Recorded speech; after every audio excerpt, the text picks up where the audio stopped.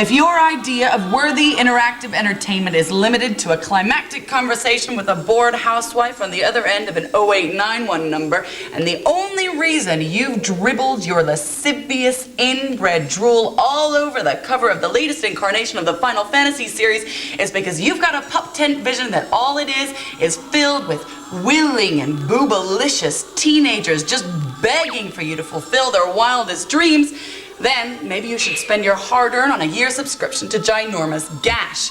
But for the rest of us upstanding citizens who wouldn't have a skeleton in their closet if they tried, let's just get to it, shall we? Bugger all to do up here. Jesus Christ.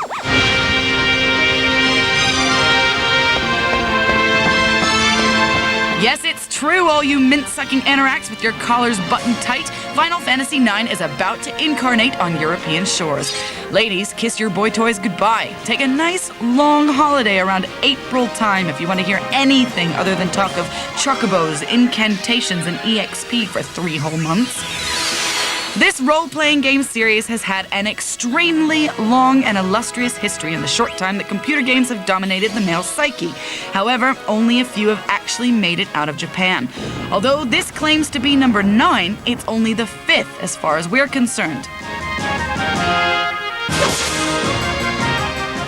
This is the one you've been waiting for. While Final Fantasy VIII did very little to engorge your expectations, though it did drain the producers of a cool 30 million buckaroos, Final Fantasy IX is swimming around in the same pool as Final Fantasy VII, which you voted last year as the #1 game of all time. So imagine then what 3 years of brewing has done for this revolutionary title.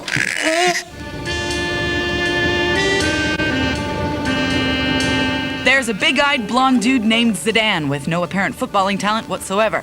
He's gone bonkers over a 16-year-old princess who's suffering from teen angst and the desire to break free from her overwhelming mama.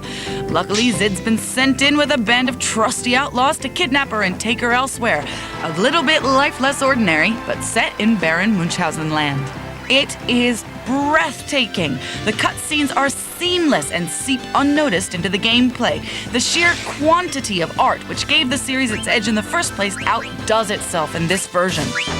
In terms of gameplay, the Final Fantasies have never really veered from the path. It's more like a serial, a sequel that you've just got to buy because the formula works so well. If you've played one, or even if you've played Pokemon, you'll know how it works. It's still all about wandering around, looking for a fight so you can get more experience and more money. You brutes.